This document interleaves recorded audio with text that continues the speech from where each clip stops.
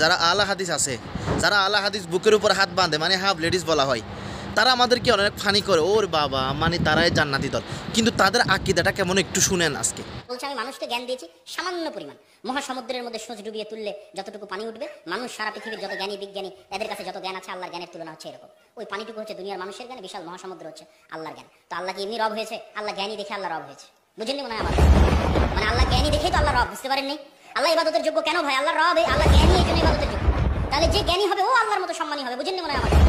দুনিয়াতেও যে জ্ঞানী হবে ও কার মতো সম্মানিত হবে?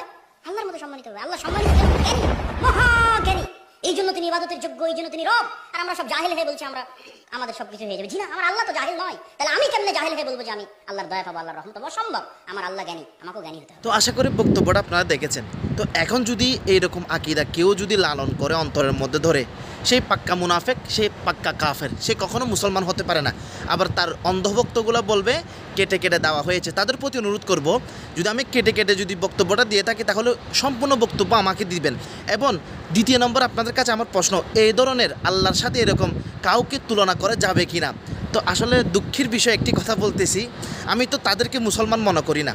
আপনারা নিজেই দেখেছেন, তারা হচ্ছে যে শেষ জামানার দজ্জালের বড় ভাই। দজ্জালও তাদেরকে দেখে ফিল করবে আল্লাহ এই ধরনের ঘুন্টামুলুইগুলো থেকে, হাফ লেডিস, এরকম হাফ লেডিসগুলো থেকে আমাদেরকে হেফাজত করুক। ওরা সবসময় আমরা হানাফি মাযহাব আমাদেরকে নিয়ে মস্কারি করে, কিন্তু তাদের আকীদাটা কেমন, মানে আল্লাহর সাথে তাদের তুলনা হয়। আবার এগুলা নাকি জান্নাতি দল, আহলুল হাদিস বলকে এগুলো থেকে হেফাজত করুক।